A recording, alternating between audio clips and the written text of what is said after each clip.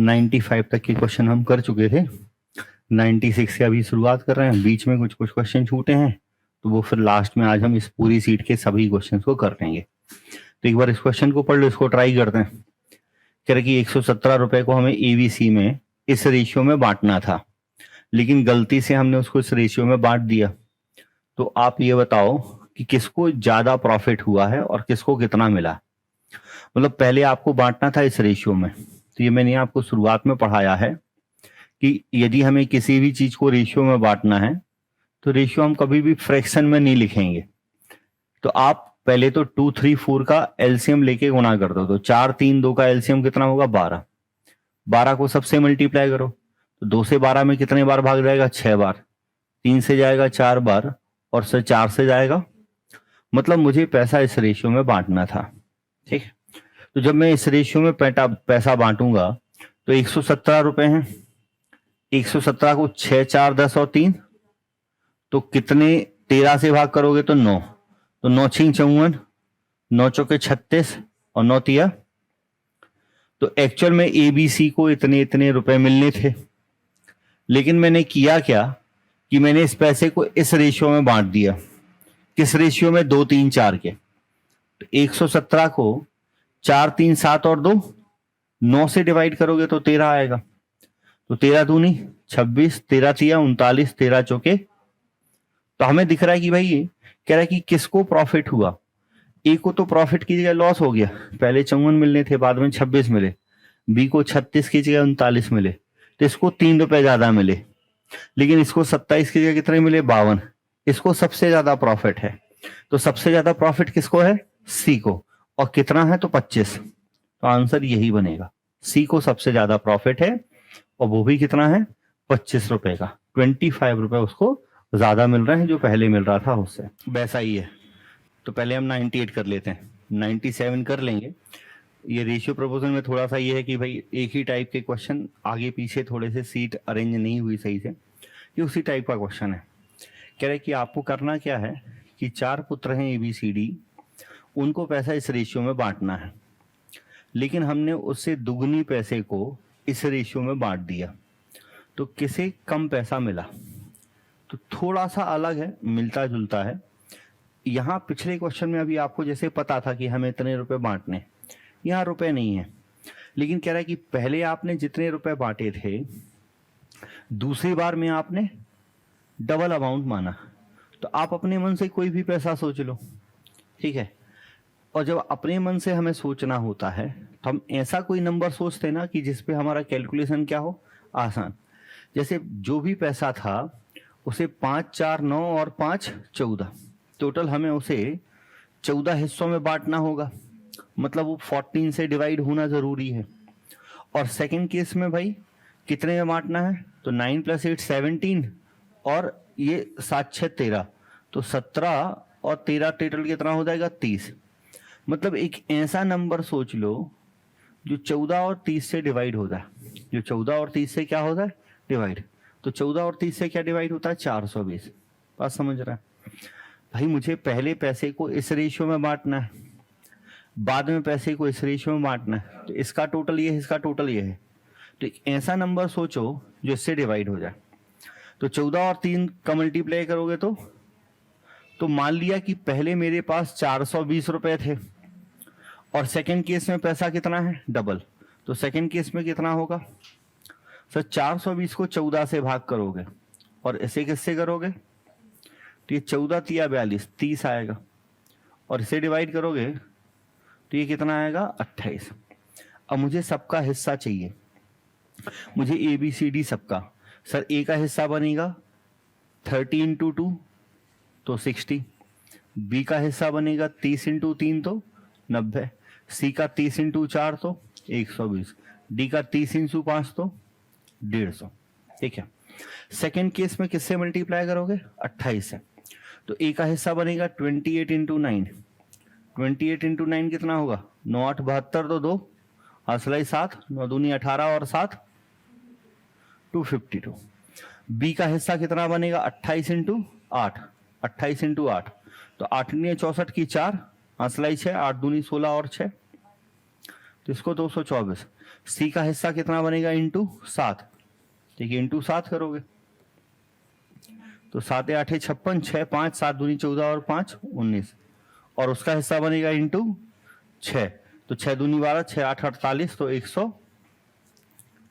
अब आपसे पूछा कि किसे कम पैसा मिला, ध्यान से देखो, इसे टोटल कितने रुपए मिले 312, इसे टोटल कितने मिले 314, इसे टोटल कितने मिले 316, इसे टोटल कितने मिले 318, तो सबसे कम किसे मिले हैं 1 हो। और आपसे यही पूछा है कि न्यूनतम राशि किसे मिली है। कोई अच्छा क्वेश्चन है, ट्रिकी है, थोड़ा ध्यान से सोचोगे तो लॉजिकल क्वेश्चन है, ध्यान से समझना। कह रहे कि यदि मैं 64 को 2:4:x के अनुपात में विभाजित करता हूं, मुझे 64 को डिवाइड करना है 2:4:x में, तो सबसे छोटा हिस्सा आएगा 10 से ही 2/3, 10 2/3 मतलब 10 या 30 और 2, सबसे छोटा हिस्सा इतना आएगा। तो x बताना है कि x क्या होगा, x बताना है कि x क्या होगा। तो एक तो ये कि सर आप x को ऑप्शन से कर सकते हैं, ठीक है, लेकिन ऑप्शन से करने के पहले थोड़ा सा लॉजिक और लगा लो। कह रहा है कि सबसे छोटा हिस्सा इतना है, यदि मान लो कि सबसे छोटा हिस्सा ये है, भाई 2 से छोटा नंबर क्या होता है 1, या तो x की वैल्यू 1 होगी, यदि x सबसे छोटा है तो डेफिनेटली x क्या होना चाहिए 1, और यदि x छोटा नहीं है तो फिर कंफर्म है कि सबसे छोटा क्या होगा, ये होगा। 2 ही बातें हो सकती हैं, तो 2 में से हम कोई एक बात पहले अपने मन से मान लेते हैं। हम मान लेते हैं कि ये सबसे छोटा है। तो रेशियो आप लगातार पढ़ रहे हो, आज इस सीट की आखिरी क्लास है, आपको पता है कि यदि मुझे 64 को इस रेशियो में डिवाइड करना है तो इनको ऐड करके डिवाइड करोगे, तो 4 2 6 और x, इससे भाग करोगे और जिसकी वैल्यू निकालनी उससे गुणा करोगे। तो मुझे निकालनी किसकी वैल्यू है, 2 से मल्टीप्लाई करोगे, तो ये सबसे छोटा हिस्सा आएगा। ये क्या आएगा, सबसे छोटा हिस्सा। और क्वेश्चन के अकॉर्डिंग सबसे छोटा हिस्सा जो है वो 32/3 है।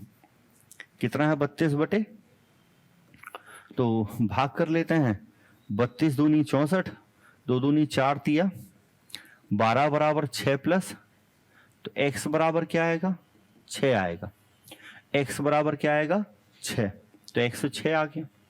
ऑप्शन में भी है लेकिन क्रॉस चेक कर लो जरूर, ठीक है, क्रॉस चेक जरूर कर लो। यदि मैं x को 6 ले रहा हूं तो रेशियो क्या बन जाएगा 1 2 3, तो 64 को मैं डिवाइड किससे करूंगा 6 से और मल्टीप्लाई करूंगा 1 से, तो ये 32/3 आएगा, जो कि ये सही है। तो यही सही हो गया। मान लो ये सही नहीं होता, ये सही नहीं आ रहा होता, तो फिर हम उस केस में फिर x की वैल्यू निश्चित रूप से 1 हो जाती। भाई x की वैल्यू 2 से छोटी होनी चाहिए, यदि x सबसे छोटा है तो x की वैल्यू क्या होगी 1, और 1 ऑप्शन में ही नहीं है, 1 तो ऑप्शन में ही नहीं है ना, तो x की वैल्यू 1 है नहीं, मतलब x सबसे छोटा नहीं है, तो सबसे छोटा यही है। इसको लेके बस हम चले तो हमारा आंसर मिल गया। हमें इससे ज्यादा उसमें कुछ और करने की आवश्यकता ही नहीं है, केवल आपने ये ध्यान देना था, ठीक है। यहाँ इंपॉर्टेंट ये कि ये हम ध्यान ये बात सोच पाए कि सबसे छोटा नंबर क्या होगा 2 ही होगा। ये हम ऑलरेडी क्वेश्चन कर चुके हैं पहले, ये वाला भी पहले हो गया है, ये ऑलरेडी हो गया, ये वाला भी हो गया, इसको हमें करना है, ठीक है, इसको पढ़ते हैं। एक कोई फैक्ट्री एबीसी 3 प्रकार के कर्मचारियों की संख्याएं क्रमशः 10, 7 और 4 के अनुपात में हैं। एबीसी, एक फैक्ट्री में एबीसी 3 प्रकार के कर्मचारी हैं और इन कर्मचारियों की जो संख्या है उसका रेशियो कितना है 10:7:4, ये रेशियो है। यदि सी प्रकार के कर्मचारियों की संख्या 54, मतलब इसकी वैल्यू हमें क्या दी हुई है 54, और बी प्रकार के सभी कर्मचारियों का वेतन 1400 है, बी प्रकार के सभी कर्मचारियों का वेतन का रेशियो कितना है 1400 है, तो ए प्रकार के सभी कर्मचारियों का कुल वेतन बताना है। सर मुझे इस क्वेश्चन की खासियत यह है कि मुझे रेशियो बताना है, सॉरी मुझे वेतन बताना है सभी कर्मचारियों का। हमने क्वेश्चन ऐसे किए हुए थे, यदि मुझे एक कर्मचारी का, एक एम्प्लॉय का वेतन पूछे तो समस्या है, क्योंकि आपको सभी का वेतन पता चल जाएगा। एक का पता करने के लिए उनके नंबर से डिवाइड करना पड़ेगा। मान लो 15 आदमी हैं जो काम कर रहे हैं, अब सबको मिला के हमने 150 दिया, तो एक को कितना दिया, 15 से डिवाइड करोगे 10, तो उसके लिए आपको नंबर पता होना चाहिए। यहाँ नंबर नहीं पता है, यहाँ देखो आपको पता ही नहीं कि टोटल कितने लोग काम कर रहे हैं, ठीक है, लेकिन आपसे एक कर्मचारी का पूछा भी नहीं है। अच्छी बात यह है कि हमें सभी का दिया, सभी का पूछा। ये सभी कौन से टाइप के हैं, बी, और पूछा किस टाइप का है, ए का। और देखो फैक्ट्री एबीसी में कर्मचारियों की संख्या इस अनुपात में है, जो रेशियो है वो इस अनुपात में है। तो ये मुझे दिख रहा है कि बी टाइप के टोटल 7 कर्मचारी हैं, और इन सब 7 लोगों को कुल मिलाकर 1400 रुपए मिल रहा है। 10 लोगों को कितना मिलेगा ये पूछ रहा है, तो 7 को यदि 1400 मिला, 7 से डिवाइड करोगे और 10 से मल्टीप्लाई कर दोगे, तो सीधा आंसर आ जाएगा, कितना आएगा, 2000। इसमें 20 में कोई प्रोसेस की जरूरत नहीं थी। लेकिन यदि मैं यहाँ एक कर्मचारी का पूछ लूँ तो एक कर्मचारी का निकाल नहीं पाओगे। उसके लिए जरूरत क्या है कि आपको नंबर ऑफ पता हो। तो जैसे मुझे एबीसी में कर्मचारियों की संख्या का रेशियो दिया है, और मुझे पता है कि सी के कर्मचारियों के, सी प्रकार के कर्मचारियों की संख्या 54 है। अब आंसर तो हमारा आ गया, लेकिन देखो 54 4 से डिवाइड नहीं है। अब आप बोलो सर डिवाइड नहीं है तो कोई दिक्कत नहीं, लेकिन यहाँ एक चीज ये है कि वो आदमी है, आदमी आधा अधूरा, 1.5 आदमी थोड़ी होगा, पौने तो होगा नहीं, तो वो नंबर एग्जैक्टली डिवाइड होना चाहिए। क्या तो मिस प्रिंटिंग है या उसमें कुछ और रिलेशन होगा, लेकिन उसका कोई यूज नहीं है, ठीक है, तो अभी उस पर ध्यान भी देने की जरूरत नहीं। हमारा आंसर आ गया। हमें ये पता है कि बी में 7 लोग काम कर रहे हैं, उन 7 को मिलाकर कितना मिला है, 1400। इन 10 को कितना मिलेगा ये पूछ रहा है, तो 7 से डिवाइड करके और 10 से मल्टीप्लाई करना है। किससे मल्टीप्लाई करना है, 10 से, तो 2000 आपका सही सही उत्तर बनेगा। बताओ जरा, ये लॉजिक तो आपने पढ़ा है, आप कर सकते हैं, आपको मैंने ये पढ़ाया है, एक बार आप ट्राई करो, कमेंट करो, बताओ क्या आएगा। चलो देखो मैं एक बार आपको क्वेश्चन समझा दे रहा हूँ, फिर आप सोचना, क्वेश्चन मैं बता दे रहा हूँ। थोड़ा सा यहाँ खुद से सोचना जरूरत है। किसी वस्तु की कुल कीमत, the prime cost of an article. Sir कुल कीमत में यहाँ 2 प्रकार की चीजें, ठीक है, प्रैक्टिकली भी पता होना चाहिए, क्वेश्चन भी समझ में आ रहा है। जैसे मुझे ये पेन बनवाना है, तो इसके लिए मैंने कहीं से प्लास्टिक खरीदा, तो वो कच्चा माल हो गया, रॉ मटेरियल। फिर मैंने किसी आदमी को काम करने लगाया, तो मैंने उसको भी कुछ पैसा दिया, वो उसकी मजदूरी हो गई। तो कुल कीमत में ये दोनों चीजें जुड़ेंगी। यहाँ भी दोनों चीजें, कच्चा माल है, रॉ मटेरियल है, और उसके अलावा विनिर्माण लागत है, मैन्युफैक्चरिंग कॉस्ट है। तो कुल कीमत 2 चीजों को मिलाकर डिसाइड होगी कि रॉ मटेरियल कितने का आ रहा है और मैन्युफैक्चरिंग कॉस्ट कितना है। अब पहली लाइन कह रही कि कुल कीमत कच्चे माल का 3 गुना है। जो रॉ मटेरियल है टोटल कॉस्ट उसका 3 गुना है। यदि रॉ मटेरियल 1 रुपए का तो टोटल कॉस्ट 3 रुपए, तो रॉ मटेरियल 1 का टोटल कॉस्ट 3 रुपए, तो 2 रुपए मैन्युफैक्चरिंग कॉस्ट हो गई, 2 रुपए हो गई विनिर्माण लागत। तो मुझे यहीं से पता चल गया कि मैन्युफैक्चरिंग कॉस्ट 2 रुपए है। मतलब 1 रुपए का कच्चा माल आता है और 2 रुपए बनाने में लग जाते हैं। अब कह रहा है कि जो कच्चा माल है वो 5:12 में बढ़ गया। मतलब पहले कच्चा माल 5 रुपए का आ रहा था, 12 का, और कच्चे माल पहले कितने का था, 1 का। तो ये 1 5 की वैल्यू है और मुझे 12 की वैल्यू निकालनी है। तो अब रॉ मटेरियल कितने का आएगा ये पता चल गया। अब ऐसे कह रहा है कि मैन्युफैक्चरिंग कॉस्ट, विनिर्माण लागत 4 5 में बढ़ गई। मतलब पहले 4 थी अब 5 है। तो ये जो 2 है ये किसकी वैल्यू है और 5 की मुझे, तो ये मेरा अभी वाला रेशियो आ जाएगा। मैं इसको थोड़ा सॉल्व कर लेता हूं। 2 से डिवाइड किया तो 2 बार, तो ये 5/2 है। क्रॉस मल्टीप्लाई कर देते हैं तो 5 × 5 25, 2 × 12, और 25 और 24 को जोड़ोगे तो कितना आएगा, 49। ये मेरा टोटल कॉस्ट हो गया। अब मुझे क्वेश्चन में टोटल कॉस्ट दिया हुआ है कि पहले जो कीमत थी वो कितनी थी, 6 रुपए, 3 की वैल्यू 6 है, और मेरे से पूछा है कि अंतिम कीमत बताओ, मतलब 49। ये कितनी होगी, 98। ये कितनी होगी, 98 होगी। अब एक्चुअल में यहां या तो ये पैसे में दिया होगा, तो 9.8 रुपए हो गया। ठीक है, मिस प्रिंटिंग है या कुछ भी है, आपका आंसर यही आएगा। आंसर क्या आएगा? 98। ठीक है, क्वेश्चन फिर से ध्यान से एक बार क्वेश्चन पढ़ लो। टोटल कॉस्ट कच्चे माल का 3 गुना है, तो कच्चा माल 1 रुपए का, तो टोटल 3 रुपए का, तो ये कितना हो गया आपका? 2 आ गया।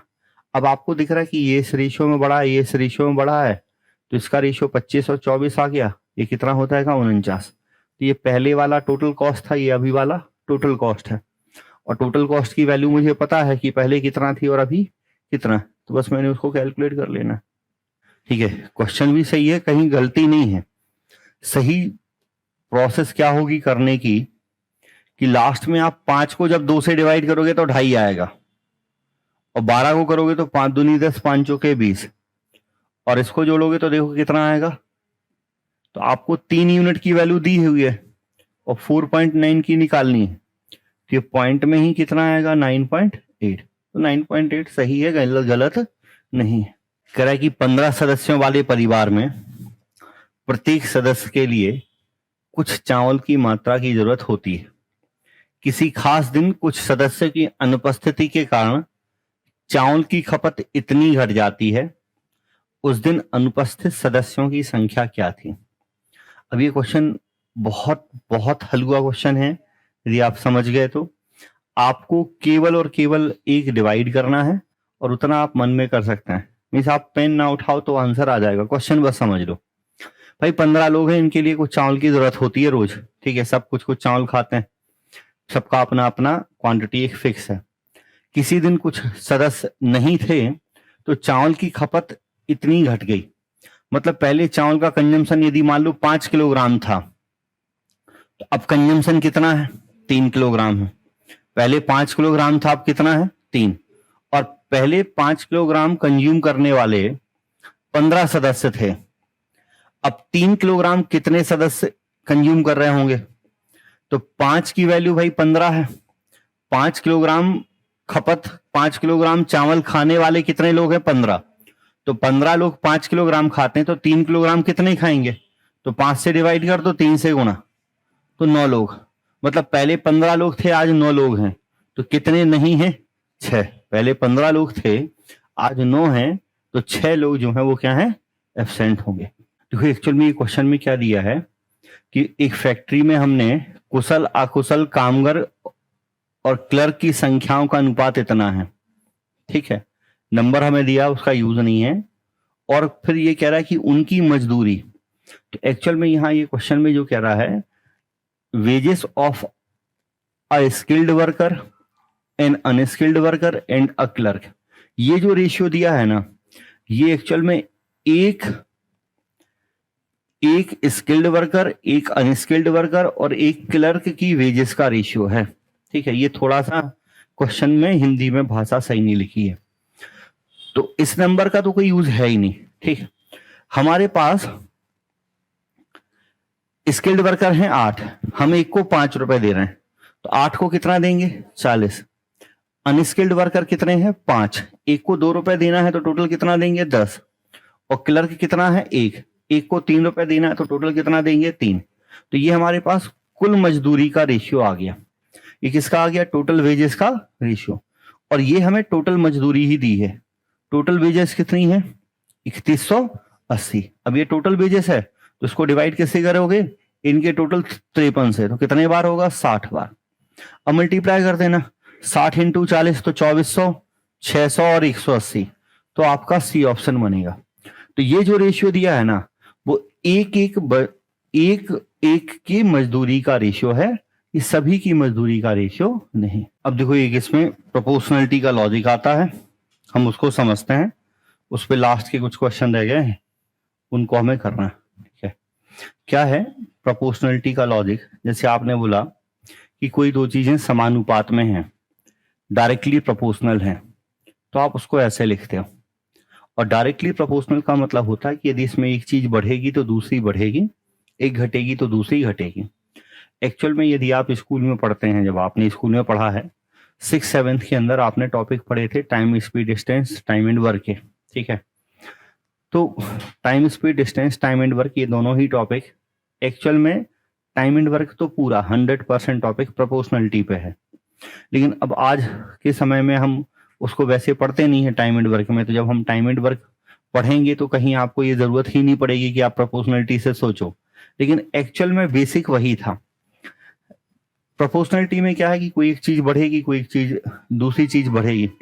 जैसे हम स्पीड और डिस्टेंस की बात करें, ठीक है, टाइम की बात करें, या किसी भी चीज की ले लें। मान लो कोई चीज 100 रुपए किलोग्राम आती है, अब आप 2 किलोग्राम लोगे तो 200 की आएगी, 3 किलोग्राम लोगे तो 300 की आएगी, 10 किलोग्राम लोगे तो 1000 की आएगी। तो क्वांटिटी बढ़ाओगे तो रेट बढ़ जाएगा।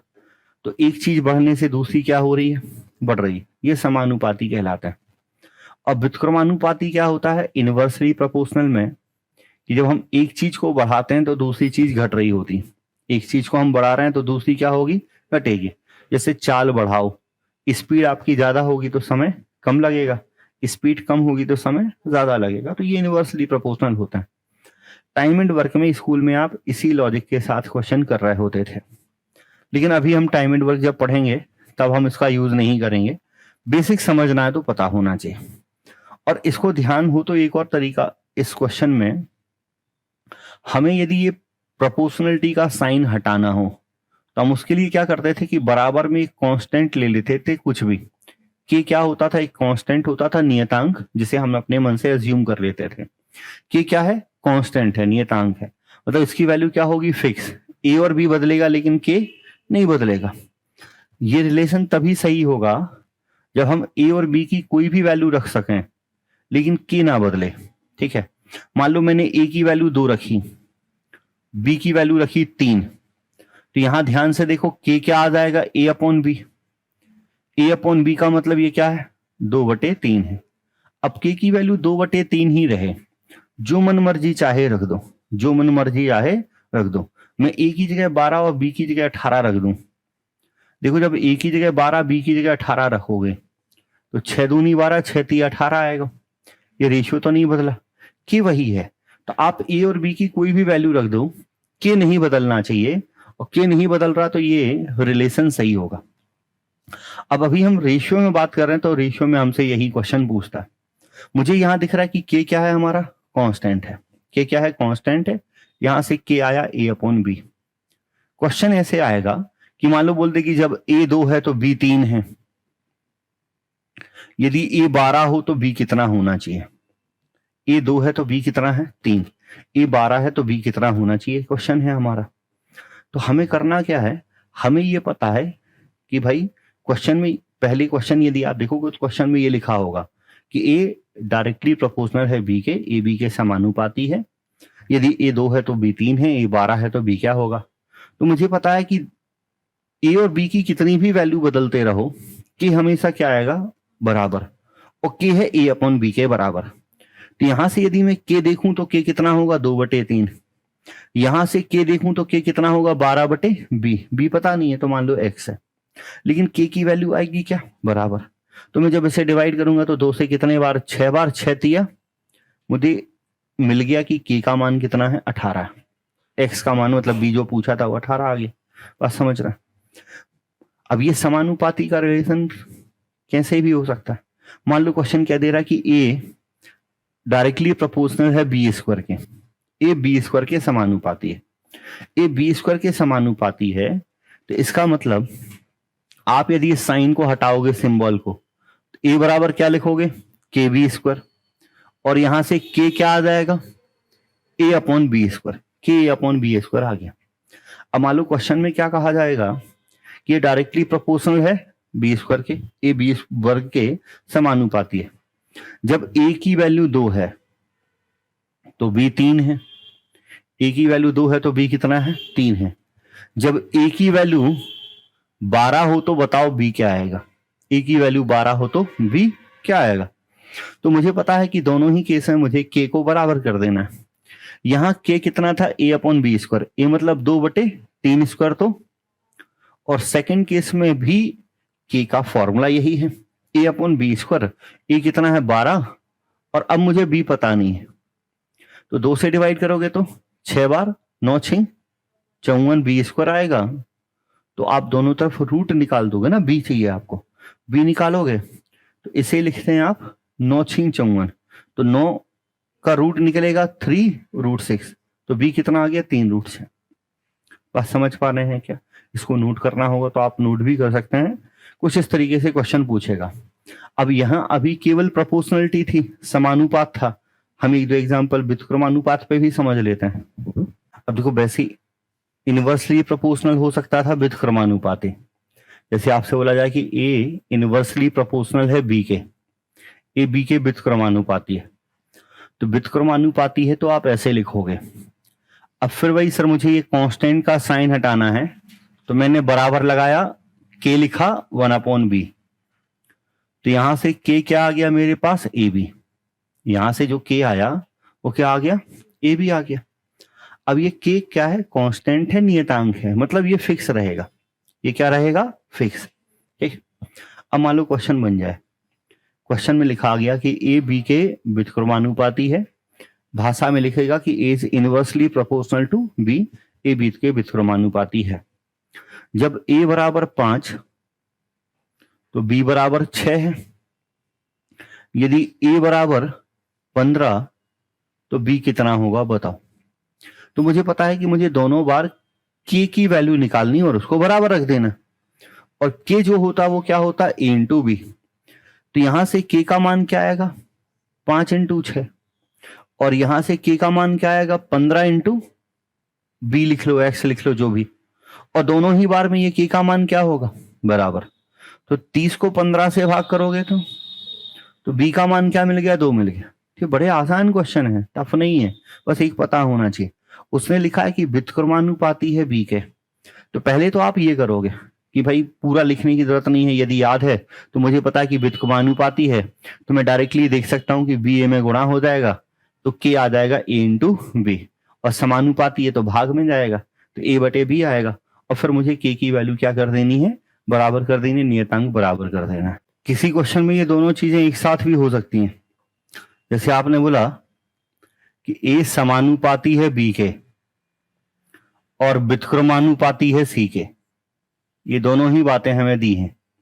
क्वेश्चन में लिखा है कि डायरेक्टली प्रोपोर्शनल है बी के और इनवर्सली प्रोपोर्शनल है सी के, ए बी के समानुपाती है और सी के व्युत्क्रमानुपाती है। तो यदि आप ध्यान से प्रोपोर्शनलिटी को समझ रहे हैं तो आप एक स्टेप में लिख सकते हैं। यहां से यदि मैं देखूं तो मुझे पता है कि बी तो अपॉन में आ जाएगा भाई, बी और सी यहां जाके गुणा हो जाएगा, तो मेरा कांस्टेंट बन जाएगा ए सी अपॉन बी। एक स्टेप में सीधा लिख सकते हो, थोड़ा ध्यान से सोचो भाई, जब ये यहाँ के लगाओगे तो ए बराबर के बी लिखोगे तो बी बटे में जाएगा, और यहाँ लिखोगे ए बराबर के बटे सी, सी गुणा में होगा, तो मैं सीधा एक ही स्टेप में लिख सकता हूं ना। यहां से मेरा कांस्टेंट जो आ गया, कांस्टेंट क्या आ गया ए अपॉन बी इंटू सी, मतलब कांस्टेंट ए सी अपॉन बी हो गया। कांस्टेंट क्या हो गया ए सी अपॉन बी। अब मुझे ए बी सी की कुछ वैल्यू देगा, एक केस में दूसरे केस में पूछेगा। मान लो क्वेश्चन कह दे कि ए बराबर 6, बी बराबर 12 और सी बराबर 8 है। ए बराबर 6, बी बराबर 12 और सी बराबर क्या है 8 है। दूसरे केस में ए का मान 4, बी 8, तो सी बताओ कितना होगा, सी बताओ कितना होगा। तो हमें दोनों ही बार के की वैल्यू बराबर कर देनी है, के के लिए दोनों जगह वैल्यू पुट करो और उसको बराबर कर दो। ठीक है, जैसे मैं यहां से के निकालूं तो आएगा ए इंटू सी बटे बी, बराबर में आएगा ए इंटू सी, सी तो पता नहीं, बटे में बी 8। अब इसको भाग कर दो, भाग करने पर जो आ रहा है वही आपके सी की वैल्यू होगी। तो एक बार अच्छे ध्यान से लॉजिक समझ लें, लॉजिक बड़ा आसान है। या तो डायरेक्टली ऐसा लिखा आ जाता है या ये संबंध भाषा में लिखा आता है। बस भाषा में लिखा आएगा तो थोड़ा सा भाषा हमें समझ आनी चाहिए। ये जो क्वेश्चन है ये सेम उसी कॉन्सेप्ट पे है जो मैंने आपको कॉन्सेप्ट समझाया। क्या है कि एक्स वाई के वर्ग के विलोमानुपाती है, X is inversely proportional to square of Y. Inversely proportional है तो ऐसे लिखोगे और वाई के स्क्वायर के, मतलब ये है। तो यहां से मुझे पता चल गया कि के होगा एक्स इंटू वाई स्क्वायर। भाई व्युत्क्रमानुपाती तो ये जो गुणा हो जाएगा, तो के होगा एक्स इंटू वाई स्क्वायर। अब दिए हैं कि x बराबर 4 तो y बराबर 3, y बराबर 6 तो x बताओ, तो दोनों बार यहां रख के इसी को बराबर कर दो, आंसर आ जाएगा। अब इतना सरल क्वेश्चन तो कर ही सकते हैं। ठीक है, तो हमें एक बार x की वैल्यू कितनी रखनी है 4, y की वैल्यू 3 का स्क्वायर, दूसरे केस में x नहीं पता, y की वैल्यू 6 का स्क्वायर, तो ये 9 चौके 36, ये भी 36, काट दोगे तो 1 बचेगा। कितना बचेगा? 1, तो 1 आपका आंसर होगा। अब देखो ये दोनों क्वेश्चन बेहतरीन क्वेश्चन है इसी लॉजिक पर, लेकिन ये दोनों क्वेश्चन भाषा पे लिखे हैं, बेहतरीन क्वेश्चन है, तो मैं एक बार इनको समझा रहा हूँ, तो ध्यान से समझिएगा। ठीक है, एक क्वेश्चन ये है और एक क्वेश्चन ये है, दोनों एक से क्वेश्चन है, मैं कोई भी एक समझा दे रहा हूँ, ये समझा रहा हूँ। लैंग्वेज ही है मेन समझने की, जो अभी मैंने 3-4 एग्जाम्पल करा, एक क्वेश्चन कराया, सेम वही लिखा है, लेकिन ये पूरा क्वेश्चन किस पे लिखा है? लैंग्वेज में। कह रहा है कि एक कोई इंजन है स्टीम वाला, जो भी, उससे क्या फर्क पड़ रहा है, इंजन है और उसकी स्पीड है 24 किलोमीटर पर आवर, उसकी स्पीड है 24 किलोमीटर।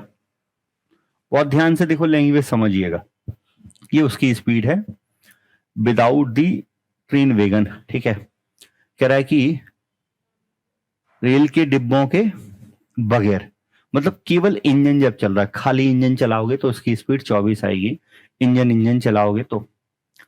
इंजन की गति में कमी साथ में लगाए गए डिब्बों की संख्या के वर्गमूल के समानुपाती है। सबसे बड़ी या सबसे इंपॉर्टेंट जो लाइन है वो यही है, हमें यही समझ नहीं आती, हम यही ध्यान नहीं देते। हमसे क्वेश्चन में ये कह रहा है कि इंजन की गति में कमी, the reduction in speed, speed नहीं बोल रहा, रिडक्शन इन स्पीड बोल रहा है। इंजन की गति में कमी लगाए गए डिब्बों की संख्या के वर्गमूल के समानुपाती है। Reduction in speed of engine is directly proportional to the square of root of the number. इस लाइन का मतलब क्या है? अभी इंजन अकेला चल रहा है, जब आप इंजन में डिब्बे जोड़ोगे तो उसकी स्पीड क्या होगी? कम होगी। डिब्बे जोड़ोगे तो स्पीड कम होगी, और स्पीड कम जितनी होगी, मान लो अभी स्पीड कितनी है 24, हमने कुछ डिब्बे जोड़े, स्पीड हो गई 20, तो कितनी स्पीड कम हो गई? 4। तो स्पीड में जो कमी हुई है वो जितने भी डिब्बे लगाओगे उनकी वर्ग के प्रोपोर्शनल है। ठीक है, मैं स्पीड को एस लिखता हूं, मैं स्पीड में कमी है तो उसे आर एस लिख दे रहा हूं। ठीक है, R S reduction in speed directly proportional है, समानुपाती है डिब्बों की संख्या के स्क्वायर रूट के। मान लो डिब्बों की संख्या n तो उसके वर्गमूल के, तो समानुपाती है तो यहां कांस्टेंट लगाओगे और कांस्टेंट की वैल्यू आ जाएगी R S upon root N. देखो ये बात तो मुझे लगता है कि आप समझ ही रहे हैं भाई, अभी अभी मैंने आपको 4 एग्जाम्पल समझाए। ये के होगा, अब यहां एन क्या है? डिब्बों की संख्या है, और आर एस क्या है? कमी है। अब आ जाते हैं क्वेश्चन पे, फिर क्वेश्चन पढ़ते हैं। कह रहे कि जब हमने 4 डिब्बे लगाए, एन की वैल्यू कितनी है? 4, तो उसकी स्पीड कितनी है? 20। लेकिन सर मुझे स्पीड से मतलब नहीं है, मुझे स्पीड की कमी से मतलब है। तो पहले 24 थी, अब 20 है, तो कितनी कम हो गई? 4। तो 4 डिब्बों पर रिडक्शन 4 हुआ। कह रहे कि डिब्बों की अधिकतम कितनी संख्या लगा दें जिसे इंजन खींच सके। अधिकतम का मतलब क्या होता है? उससे ज्यादा कुछ और नहीं होगा। मैं बोलूं आप अधिकतम कितना वेट उठा सकते हो, तो आपने बोला 40, मतलब मैं यदि 40 से थोड़ा भी ज्यादा कर दूं तो आप नहीं उठा पाओगे। अधिकतम हम वही, मैक्सिमम मैंने बोल दिया भाई, उससे ज्यादा मेरी क्षमता है ही नहीं, तो मैं 40 की जगह 41 कर दूं तो नहीं उठा पाओगे। तो कह रहा है कि अधिकतम कितने डिब्बे खींच सकता है, मतलब मैं उससे जैसे ही एक डिब्बा बढ़ाऊंगा ना, ट्रेन रुक जाएगी, फिर खिंचेगी नहीं। तो अधिकतम कितने डिब्बे खींच सकते ये मुझे पता नहीं। मैं एक काम करता हूं, मैं पहले ये पता कर लेता हूं कि अधिकतम से एक ज्यादा लगाने पे ट्रेन रुक जाएगी। तो मैं ये सोचता हूँ कि कितने डिब्बे लगाने पे ट्रेन रुक जाएगी। मान लो 50 डिब्बे लगाने पे ट्रेन रुक रही है, एक डिब्बा निकाल दो तो 49 आंसर हो जाएगा, 49 वो खींच लेगी। तो मैं उस कंडीशन की बात करता हूं जब ट्रेन रुक जाए। सर ट्रेन रोकना है तो उसकी स्पीड 0 करनी पड़ेगी। स्पीड 24 है, 24 से 0 करना है, मतलब कितना रिडक्शन आ गया भाई? स्पीड 24 थी, 24 से मुझे 0 करना है, तो स्पीड में कभी हो गई 24। सर स्पीड को 24 कम करने के लिए कितने डिब्बे लगाने पड़ेंगे, हम पहले ये क्वेश्चन में निकाल देते हैं कि स्पीड को पूरा 0 करना है, मतलब 24 स्पीड कम करनी है, उसके लिए कितने डिब्बे लगाओगे। ये 2 केस बन गए, दोनों केस में के यही होगा, यहां रख देते हैं। रिडक्शन है 4, कितने डब्बे लगाने पर 4, रिडक्शन 24, कितने डब्बे पे पता नहीं। तो 4 से कितने बार भाग जाएगा, 4 का रूट निकल आएगा 2, 2 6 12 आएगा रूट n की वैल्यू, दोनों तरफ वर्ग कर देते हैं तो n बराबर होगा 144। तो 144 डिब्बे लगाओगे ना तो ट्रेन रुक जाएगी, तो 144 में एक कम कर दो, मतलब 143 डिब्बे यदि लगाओगे तो ट्रेन खिंचेगी, जैसे एक बढ़ाओगे तो ट्रेन वो रुक जाएगी। तो आंसर क्या होगा 143। तो अच्छे ध्यान से सोचो, क्वेश्चन को पढ़ो एक बार, लैंग्वेज को सोचो। क्वेश्चन की इंपॉर्टेंट ये है लैंग्वेज, उसको थोड़ा सोचने में समय ज्यादा दो, ये करना आसान है, ये कर लोगे। ये सेम क्वेश्चन ही आप ट्राई कर लेना घर पे, नहीं बनेगा तो फिर दूसरी बार कर लेना, फिर नहीं बने तो तीसरी बार करना, ठीक है, तो बन ही जाएगा। क्लियर। बाकी सीट में लगभग सारे क्वेश्चन हो गए, जो भी रह गया है तो नेक्स्ट क्लास में इसको पढ़ लेंगे। जो भी यूट्यूब पर ऑनलाइन पढ़ रहे थे, रेशियो प्रोपोर्शन की ये पहली सीट थी, इसमें लगभग हमने सारे क्वेश्चंस पढ़ लिए हैं। 112-15 कुछ क्वेश्चन थे, जितने भी थे वो हमारे हो गए। ये पहली सीट है, हम डिटेल से पढ़ रहे हैं और हर टॉपिक के ऐसे 300-400 क्वेश्चन मैं आपको कराऊंगा, ठीक है। अब इसके अलावा यदि आप देखो, अभी रेशियो प्रोपोर्शन के अंदर हम इसके बाद जो पढ़ेंगे वो पढ़ेंगे हम एज रिलेटेड क्वेश्चन, उम्र संबंधी। उसके बाद फिर क्वेश्चन हम इसमें अभी पढ़ेंगे पार्टनरशिप पर। उसके बाद क्वेश्चन जो हम पढ़ेंगे वो पढ़ेंगे मिक्सचर एंड एलिगेशन, मिश्रण पर, ठीक। तो आगे की क्लासेस जो है वो आपको सारी मेरी एप्लीकेशन पर मिल जाएंगी। आप यदि ज्वाइन करना चाहें, जुड़ना चाहें, आगे के टॉपिक आपको पढ़ने हैं तो आप एप्लीकेशन डाउनलोड कर लो, MPIQ ऑफिशियल अभिषेक मिश्रा, और वहां पर आपको सारा इंफॉर्मेशन मिल जाएगी।